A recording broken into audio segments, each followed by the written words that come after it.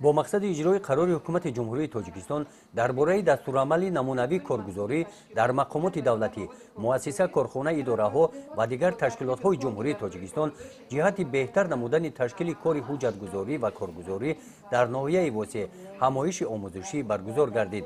در این چاره‌بینی کارمندان مسئول مقامات اجرایی حاکمیت دولتی ناحیه و دستگاه رئیس، مسئولین تشکیلات و مؤسسه‌ها، جماعت‌های شهرک و دهات ناحیه اشتراک نمودند.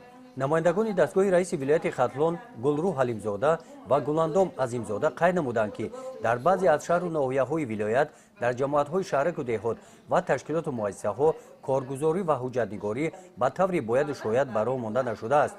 برای مثال اجرای قرار حکومت جمهوری تاجیکستان عاید آمادگی‌ها به دوره زمستانگذرانی مکتب‌ها را دلیل آوردند.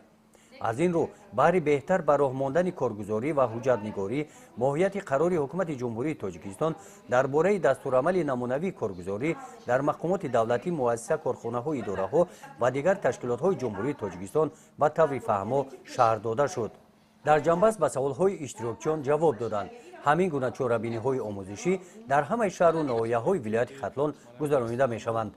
گزارش خواجه نظریف، خدای نظر ظهورов از ناحیه واسع برای برنامه اطلاعاتی نوید.